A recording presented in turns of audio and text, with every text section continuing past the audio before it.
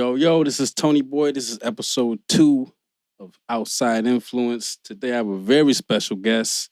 We have Shane Depree here, owner of Verve Dance Studio, very talented hip hopper and musician. So how are you doing today, Shane? Not bad, man. Thank you for having me. Thanks for coming, bro. Yeah. So how did you get into hip hop first, and then we'll go into the breakdancing? Hip hop, I actually grew up down the street from here, which is funny being here. This place used to be like a corner store back in the day called Bondi's. Word. Yeah. But ever since then, around like 9 or 10, I think I heard Herbie Hancock Rocket and the movie Breakin'. I had heard some hip hop before that. I had heard like Run DMC and LL Cool J when they were out back in like the mid 80s, early 80s. And ever since then, I was just hooked. So I would say like around like 4th grade, I started really just getting into the music. I would come home from school and watch Rap City like every day. That's taking it back. Yeah, and the original host on that show was Prince DeJour, and the dude had finger waves. And like anyone who's like as old as me remembers this. Yeah, kids, finger waves went the opposite way of how waves go. Nah, they went sideways. Yeah, they were thicker. Yeah, it's crazy, man. But yeah, that's how I got into it, just through the music and just through kids in my hood. I just was hearing it all the time. So that's how I initially got into it, is just through the music. Word. Yeah. So the extension of that question: how did you get into breaking? Okay. Breaking. So in my early 20s, there was kind of a resurgence of breaking. And there was a crew that had formed of these like 4 or 5 guys that I would see around Buffalo. And I would see them at different parties. And I had been seeing breaking on TV even before I started seeing these guys around town. And I would just watch them. You know what I mean? I was like, man, that, I used to kind of try to do that when I was a kid, but never seriously, just for fun. And I'm like, I think I could do that. I think that's something that I really want to learn how to do. Mm-hmm. So I finally got the nerve to approach one of the guys, and I'm like, yo, can you teach me how to break? He's like, yo, if you have a place, you know what I mean? I'll show you whatever you want. You know what I'm saying? And then I kind of like kept up with him through seeing him out, and then they invited me to a practice. The first practice I went to was on the west side. I walked in the kitchen, and there was like 7 or 8 people just dancing in the kitchen. Yeah. And they had taken the refrigerator and slid it back into the closet. So there was more space to dance in the kitchen. And that person's house was my boy Ish, who ended up being an original member of Differential Flavor Crew. Oh, okay, cool. So that's literally how I got into it. I just seen these dudes dancing around Buffalo. I was like, yo, that's dope. I really want to learn. I think I could do that because I was an athlete my whole life. And that's how I got into it. Nice. Yeah. That's really cool. Yeah. I didn't know that it got that deep in Buffalo with, the breaking. Like me growing up in the hip hop scene, like I saw you, and there's I forgot her name. She's a really dope chick. She was a breaker too. She looked like? She looked good. I can't remember. I don't want to get too specific, but there was you and her, and I remember seeing you guys around, and just killing it, doing stuff. I'm like, oh wait, yo, like there's actual breakers in Buffalo too. Yeah. So that always I've admired your guys' craft because I can't do it personally. Like I have bad knees. So when I saw you guys really doing well, you guys had to battle at Buffalo. Mm-hmm. Was that something you created solely by yourself, or is there more people like involved? There was a lot of people involved, like a lot of help from people around the community. I mean, the idea is not an original idea because jams are just something that has always happened in hip hop culture. So if you take it all the way back to like when Herc used to throw the parties, mm-hmm. Everyone would just come from the neighborhood and there would be dance circles. So the battles in the breaking scene is kind of like an extension of that. So, I mean, as soon as I got into the dance, I wanted to teach. I thought that it would be a good idea to have a school, and I wanted to do jams. So, um, the jams were just kind of a natural progression. Like if you're a b-boy and you're in the scene, you go to practices, you go to jams, Right. and like that's just what happens in the culture. So as soon as I started learning about the culture, I was like, yeah, I would love to do this in Buffalo one day. So once we got a studio, we just started throwing like the monthly local jams. And then after we'd done that for a few years, we approached New Era and came to them with the idea of doing like a big, yearly jam. Yeah. And then the Battle of Buffalo Under the Lights, there was 8 of those. So eight years in a row it ran. Word. Yeah. I think I probably only made it to maybe 4. Yeah. Because that's when it started getting more popular. Yeah. But they're always great events. I mean, you guys killed it. Rook is a good friend of mine. Yeah, man. He always up there, crumping and doing all the stuff that I can't do. Yeah. Yeah, he's the talented dude, man. Yeah, definitely. Yeah. So you mentioned your studio and the jams that you had in there. How did that get started? Or like, what was the ground base of that? So at the time when we opened up the studio, it was me, my ex, her cousin, and then there was a guy named Chick who did kung fu and dragon dancing, and he had kind of like a crew of people. That sounds crazy. It was raw, yo. It was raw. Yeah, it's called dragon dancing. So they would do. It was like, I believe it was like Tai Chi and kung fu together with the different styles of kung fu, and they would do it as a performance. Oh, word. Yeah, it was ill, man. Like, so I had seen him around town for a while, and like my ex had hooked up with him and kind of just presented the idea of opening a collaborative space. Yeah. So when the studio first opened, it was us 4, and then after the first year, it was just me left. Right. Because like people, I don't know, things just didn't work out for the other 2 people that were involved. So Heather and I just kept going with it. Wait, the question was the battles, right? Yeah, well, just the studio in general. Okay. Yeah. So that's really how the studio originated. It was us 4 to begin with, and then after like the first year or so, what the other 2 people were doing kind of just faded out, and I just maintained the lease on the space and kept pushing forward with classes and jams and practices and things like that. Yeah. And that's essentially how it all started. Yeah. That's really cool. Yeah. That's really cool. And there was nothing on that block at that time. Like, because this is right at Main and Out. This is above the Heights Art Store for the people that don't know where the original Verve Dance Studio was. But there was literally nothing on that block. There was not a thing. There was nothing. I think there might have been like a bodega there. That glass place that's there where you can go get glasses was there. Oh, yeah. And that was it. Like those bougie spots that are down the street from there now, like that wine place and like the restaurant. Yep, none of that was there. None of the pizzeria, none of that. The building next door was abandoned since like the late 70s or early 80s, and they finally came and renovated that. But there was nothing on that block. I remember walking past that corner building coming off of Allen and just wondering like what is going on in here? It just seemed like a bad place. Yeah, man. And they finally renovated or did whatever they did to it now. Yeah. But yeah. It's crazy. So now my question would be where do you see yourself progressing with the breaking and the dance studio, Battle at Buffalo, say maybe 10 years down the road? It's a good question, man. I don't know. I'm not too sure at this point. Because it's like the studio's been around for 15 years now. Oh, wow.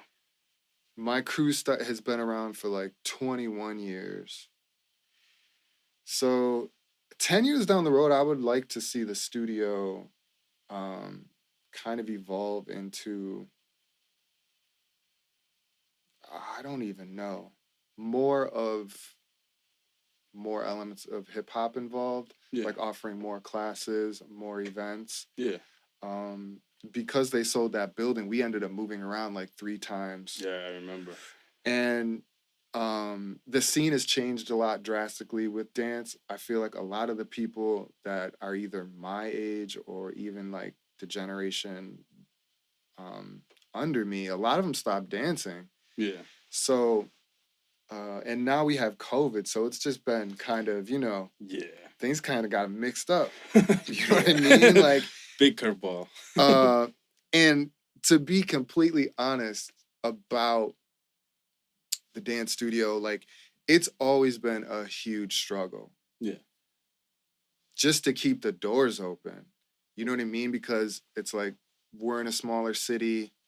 Breaking is one of those things where it's like a lot of people think they want to do it, but then once they try to do it, they realize how hard it is. How much physical you need strength, man, endurance. Yeah. Yeah. And you gotta be kind of like, you gotta be half crazy to actually stick with it, because you're literally just like throwing yourself to the ground over and over again. Yeah. Some of the moves take years to get. Some of the moves you practice for years, you never get them. It's, it's one of those things that you really gotta want it. Yeah. So, I had to figure out that, find out like where my audience really is, and what I've come to realize, which is kind of not, it's just common knowledge, but like, your audience is in the kids and the youth. You know what I mean? And especially for this dance, because, adults might think they want to do it, but yeah, I've only seen maybe a handful of adults that I have seen approach the dance as being adults and stick with the dance. Right. You know what I'm saying? Yeah. Like, usually it's almost like 99.9% of adults that try it, they quit. They quit. They're like, yo, forget this, man. I didn't know I had muscles over here. Yeah. Like, I didn't know I had muscles over here. Now I don't have any bones over here. Like, yo, it's rough, man. It's rough out there. Yeah. So, kind of, I'm just weaving my way through COVID and just the moves, and at this point, I'm just trying to like regroup and kind of like get some momentum and kind of like rebuild and that type of thing, But I would like to see more classes, more graffiti classes. Oh, yeah, I would like to see like some different styles of dance being offered there. I'd like to see some new, fresh faces. So you guys have graffiti classes at Verve as well? Oh yeah, we did. I never knew that. That's cool. Yeah. We had them for like at least 3-4 years. But even before that, we would do a summer camp, and we would offer graffiti classes at the summer camp. So even before we had like official classes running through the year, we had local graffiti artists that would teach classes for a summer camp. So that's really cool. I'd like to see beat making, yeah, some more different dance styles offered. See, now you're making me gonna have to call my man Vinny Alejandro and get him in here. Oh, and interview him, because that's a good friend of mine as well. Oh yeah, mine too. Word, yeah. So he's the one that was doing the graffiti classes originally. Perfect. Yeah, and Vinny goes Vinny was at Baby Steps. Yeah. With us. Oh, like, boom! So perfect. Yeah, he was there. Speak a little bit on Baby Steps in like those days. Yeah, I know these people out here have no clue. I know we spoke about it with like Kadir Latif and Idris, and they shed some light on it. But give your some of your highlights from Baby Steps. Baby Steps was kind of, for me, since I'm a little bit older, was kind of the pinnacle for hip hop for me personally. There was so many raw shows and just amazing things, that just so much talent. I remember I seen MF Doom when he was here before. This was like Operations Doomsday had dropped. Yeah. But it wasn't like everyone didn't know him yet. Right. Because it was before Mad Villainy. Okay. So it was like, because once that hit, it like he flipped the game. He was up there, yeah. And the only thing I can compare it to is what Griselda's doing right now. That's the only thing that you can kind of like say to somebody now, to give them an idea of like when that album dropped, like what it did. Yeah. Like there was nothing like it before it and nothing like it after it to this day. But I seen Doom there. I seen DJ Dopey from Toronto. He's dope. And he literally, I seen him perform before he went to the World Championships and won the whole DMC World Championship. Nice. Like, and I seen him right on that stage at Main Street. Broadway Joe's, man. All the local, you know, like West Side Gun. He was just in there, dude. He was like, and I believe, like, hopefully I'm not wrong on this, but from what I heard, he was in a group with Third Son and somebody else that's slipping my mind that if he ever sees this, he's going to be like, how is he not remembering it was me? But I believe there was Third Son. I believe there was Third Son, and I believe Gunn was Second Son, and there was another dude that was First Son. Wow. This is what I've heard from like my friends. You gotta call me and let me know. this is just what I heard. It could be wrong. Hopefully I'm not wrong. Like, but this is just what I heard from somebody else. See, now you got me wondering who the third is, because those are two dudes I admire now. There was Alex, and I can't remember his last name. His name was Alex. Cool ass dude. Was always at Baby Steps. Yeah. This is just what I heard. But yeah, people like Gunn were there. Anybody that was a rapper, a DJ, a b-boy, if you were in hip hop, like if you were on the scene, like out, like you knew to come to that night, because I seen J. Rue the Damager there, I seen Black Sheep, I seen Master Ace there. Yeah. Just like one of my first openings was for Smith & Wesson at Broadway Joe's. Yeah. And I wasn't even old enough to be on or in the establishment, but I had a cousin that got me in and they got on stage. And then another time I snuck in there to go see Rabbi Darkside beatbox right after he did the MTV thing with it. So yeah, I'm a little younger than you guys, but I used to sneak in and try to get in there. Yeah, those are definitely some good times. Oh yeah, man. It's just, you know, you could walk up Cypher happening out front. Yeah. Walk in, see some b-boys, see some ill-ass, you know, local talent at the MC showcases, and then, you know, we'd be bringing in acts, you know, Mass Pike from Boston, they killed it back in the day, Yeshua from Cy and Yeshua, you know, he came down like 3 times, Breesley Bruin was there before, if I'm not mistaken, Sean Price, like, yeah, we can name names for hours. Just for hours, yeah, man. we can do that. Yeah. So, I know you also get into producing and DJing a little bit. Well, what are some of your influences there? For locally or just overall? Overall. Overall? Well, I would say for DJing, biggest influences on me locally would have to be Optimus. Big Mo. I've known Prime since before we were ever in the hip-hop game for real. Like, yeah. I've known Prime. I used to run with him and his brother back in the day, you know, like early 90s. Yeah. You know what I'm saying? They lived like up the block from me. And I remember Prime like literally telling me, we were standing at the corner of Amherst and Germain. He's like, yo, I've been DJing. I've been like getting it in with DJing. And I was like, oh, word? Like, I specifically remember him saying that to me. So he would have to be one of my biggest influence. Cutler. Low Pro, Rich the Snitch. You know what I mean? Like, yeah, like, you know, that those dudes really I got to see like up close, like true turntablism and how to rock a party, and just like putting me on to just countless amounts of dope dance cuts and breaks and, you know, like crazy stuff, man. Those dudes, you know what I'm saying? Like, oh, Scott Down. Like, Scott Down, like... For the people that don't know who Scott Down is out there, he is probably the greatest digger in this side of the state, maybe this half of the country. He has records digged from you name it. He probably picked a record for it. Like from records, you know, even old school records. Yeah, funny story about Scott Down is like, I remember because he plays vinyl. All the time. He don't touch Serato at all. It's like his hands are only touching vinyl. And I remember one time I walked in. He's like, "Yo, Shane, yo, check out this dope ass Italian break I got." Yo, I think he had that joint on 45, dude. He dropped it down. It was like crazy drums, just like I was like, "Yo, Scott, you real quick, crazy." Just like, yo, just the craziest stuff, man. Like out of nowhere.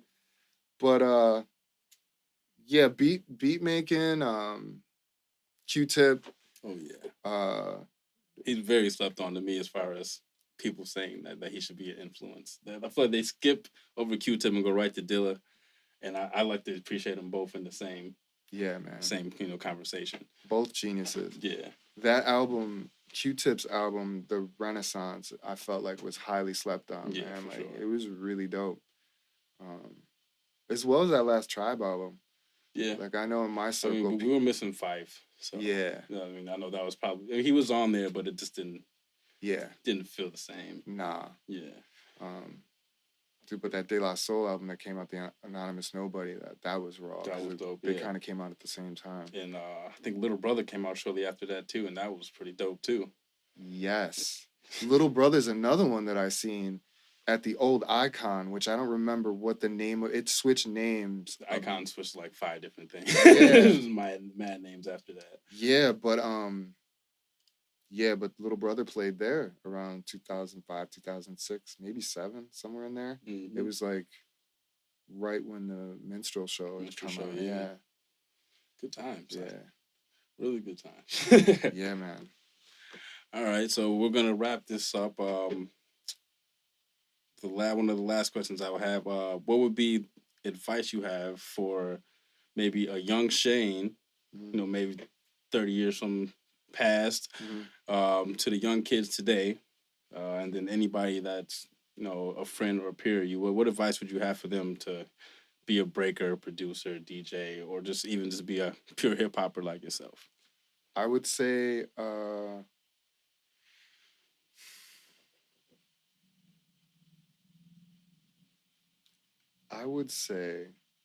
to be yourself, because to me, originality stands alone and reigns supreme over everything else. So if you come from your heart, remain original.